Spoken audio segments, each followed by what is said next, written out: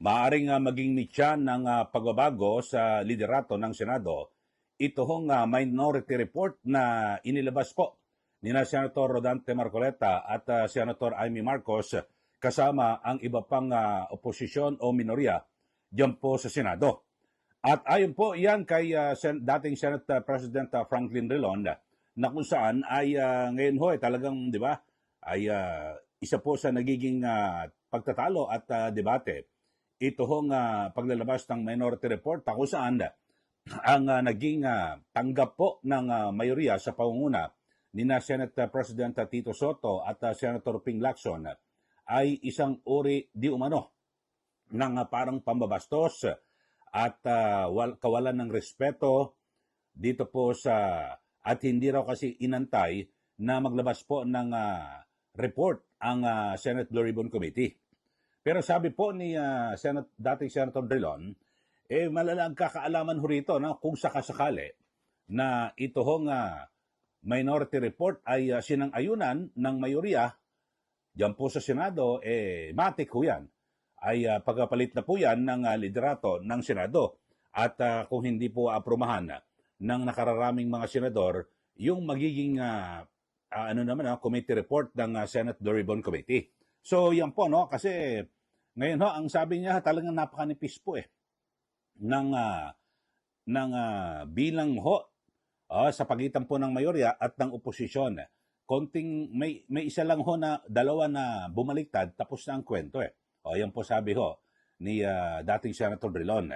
So pakinggan natin at ang sinasabi niya, pwedeng pag-ugatan kung sakali ito hong minority report na inilabas po ni Senator Marcoleta at Amy Marcos na pinirmahan din ng iba pang mga kasama diyan po sa bloke po ng minorya sa Senado. Panoorin po natin, pakinggan, ito pong si dating Senator Franklin Drilon. The report of the Blue Ribbon is reversed by the plenary, meaning that the majority of the senators will now vote for the minority report. Yes. It will result in a change of leadership in the Senate, because then that is a manifestation of the lack of confidence of the majority in the majority representation in the Blue Ribbon, and therefore that can cause a change of leadership. Okay. Because they have the numbers for this report. Obviously, they have the numbers to reverse what, say, Senator Lacson and his colleagues in the majority writes in the committee report. If that is in effect reversed in plenary by a majority of the senators, then it is a clear indication of loss of confidence, and therefore the reorganization of the Senate becomes a consequence. And so do you think that's the real thing that's happening behind this report? There's a crisis of sorts at a tug of war in the Senate leadership. Gretchen, that's a conclusion challenge. that I don't want to get into. But what I can tell you is that the majority in the Senate is very thin. Manipis po. Ilan mo yan? What you need in the Senate is at least 13 votes to have the majority. Right now, I think it's 15-9, if I'm not mistaken, and therefore the hold of the Senate majority is very tenuous. It can change. That is why there is so much instability there. You keep on hearing about coup d'etats in the Senate because the majority's number is tenuous. I can imagine. I mean, let's call a spade a spade. A member of the majority is Senator Pia Cayetano. Senator Alan Peter Cayetano is in the minority. Suppose Senator Cayetano aspires to become Senate President. What do you think will be the vote of Pia? Do you think he will vote against the brother? Of course not. So it only demonstrates what I am saying, that the manipis po yung mayorya, the majority is very tenuous. That is why there is so much instability because of that situation in the Senate. Yan po ang pahayag ni dating Senator Drilon at na kung saan yung sa interview no, ni Gretchen Ho. At sabi niya, kasi alimbawa, kung sakasakali na maglabas po ng, kasi dalawa, ikukumpara ho yung report ng Senate Blue Ribbon Committee na pinamumunuan bilang chairman itong si Senator Ping Lacson. Tapos ay ito hong minority report naman na pinangunahan din ni Senator Rodante Marcoleta. Kapag sinang-ayunan ng mas nakararami yung minority report, tapos na po ang kwento.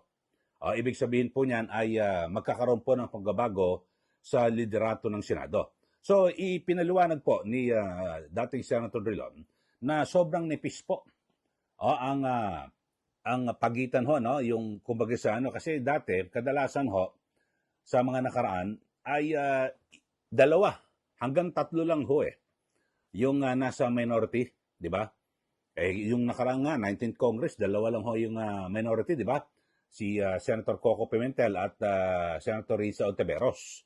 Sa mga nakaraan ho, talagang mabibilang mo sa daliri, 2 hanggang 3 lang ho. 4 siguro pag sinaswerte-swerte. Pero ngayon ho, ay napakalakas ho dahil sa, ang bilang ko ho nasa 8. 8, alam nyo naman, ay 13 lang po ang kailangan, simple majority, ay pwede na agad na magbago ang liderato diyan po sa Senado. So dito po sa 8,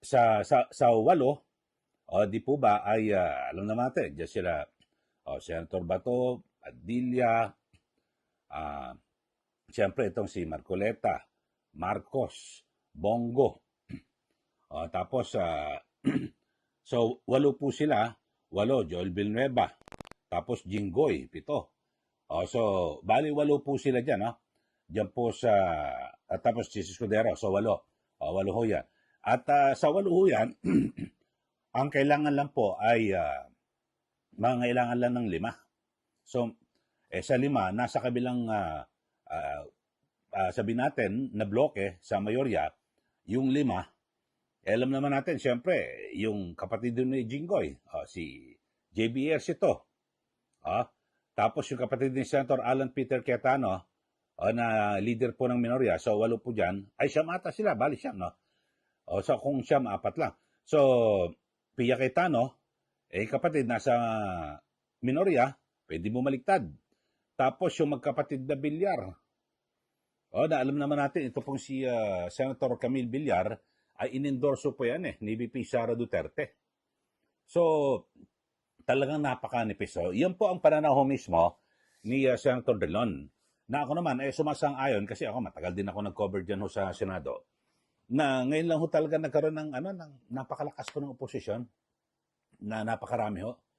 At talagang iba ho ang bilang ho ng mga senador dyan po sa Senado. Pero dito ho, kasi ito ho nga pinagsisimulan ngayon ng sabi natin na iringan. Dahil sa takbo po ng, ng investigasyon ng Senate Blue Ribbon Committee, kasi parang nabibitin daw po yung minorya.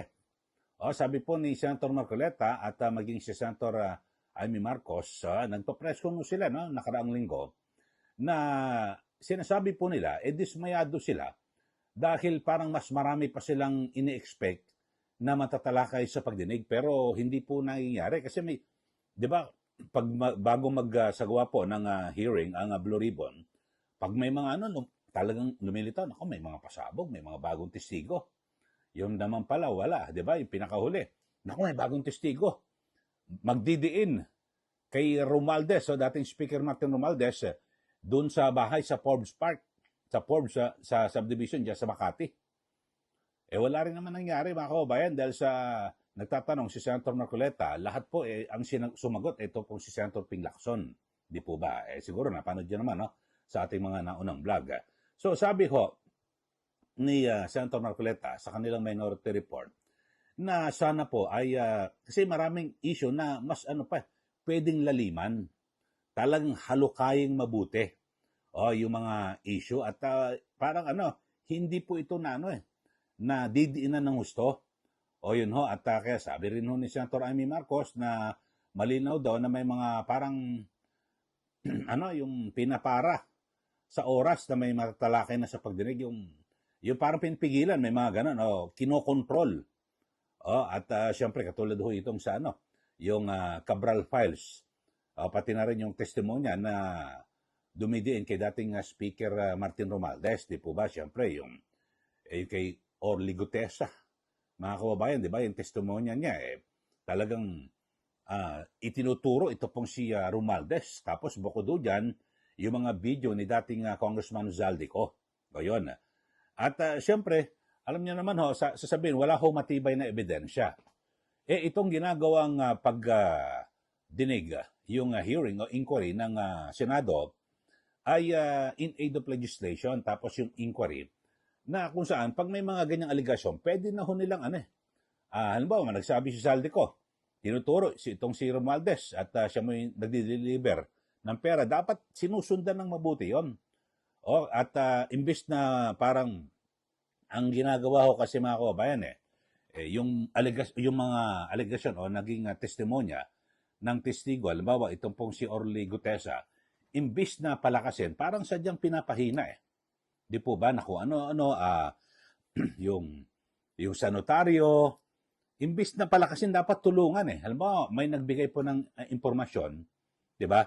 Parang sa parang sa isang krimen, nagbigay ng impormasyon na, naku, wala yan, hindi totoo yan. Hindi ka pa nga nag-iimbestiga. Di ba? Tingnan mo muna yung kanyang sinasabi at siguro halukayin mo mabuti kung totoo ba bago mo husgahan. Di ba? Katulad si Gutesa. Di ba? Parang ganun lang mga kababayan, di po ba?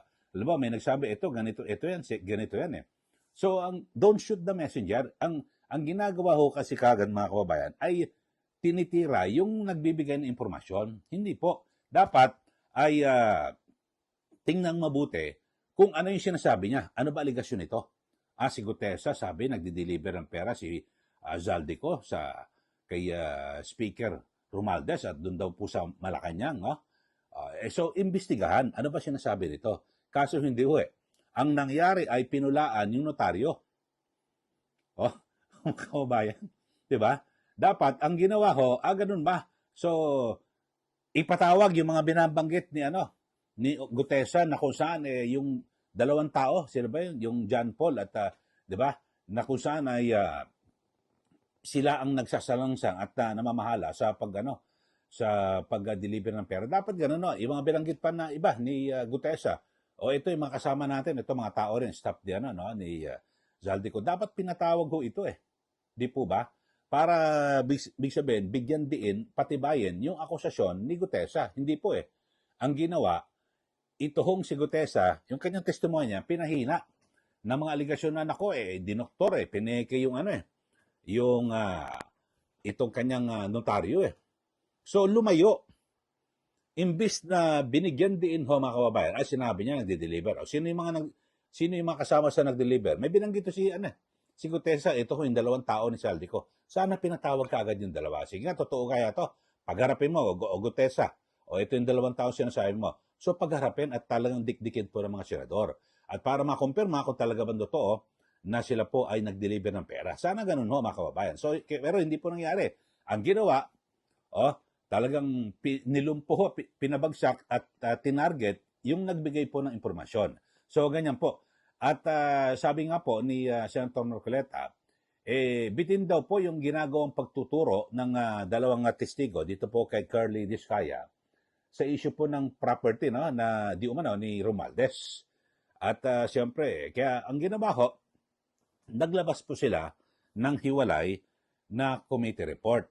Itong minority report na tinatawag kasi wala naman po sa rules talaga na ang minorya ay pwedeng maglabas ng kanilang sariling report. Kasi yung mismong chairman at buong komite ang dapat na maglabas ng report. Kaya pero sinasabi ni Senator Marcoleta, hindi naman bawal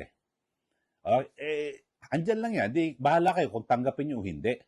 Kumbaga parang itong minority report mga kababayan ay suisyon lang. At syempre, para panggising na rin po sa iba pang mga miyembro ng komite na may mga miyembro ng Blue Ribbon Committee ang hindi po nasisiyahan dito po sa pag-usad ng investigasyon, no, di ba? So, yun ho mga kababayan, talagang dapat ho talaga, mas maganda ho mga kababayan na tanggapin ho, ito may minority report, o sige, noted. Ganun lang ho sana ginawa wala, pinintasan, hindi, pambabastos yan O, inuunahan nyo kami, magre-report kami. Kasi sabi ho ni Senator Marcoleta, may pangako po itong chairman ng Blue Ribbon, si Senator Lacson, na sabi, December, maglalabas po sila ng partial.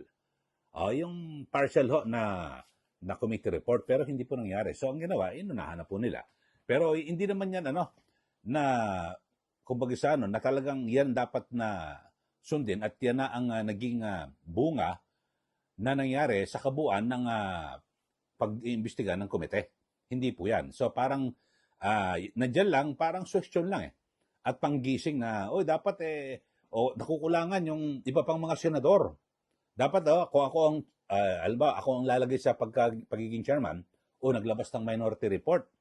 Mukhang nakukulangan ang minorya. Marami ho sila ng mga miyembro sa Blue Ribbon Committee. Mukhang nakukulangan. Sige, dagdagan natin. Sige, yung minority report na yan, noted.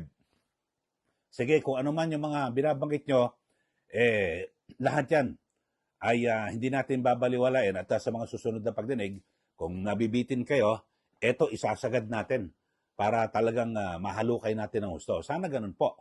Di po ba? Kaso hindi po So, parang nagmumula ng away. Kaya yan sabi ho ni Senator Drilon, nako, baka yan ang maging mitya.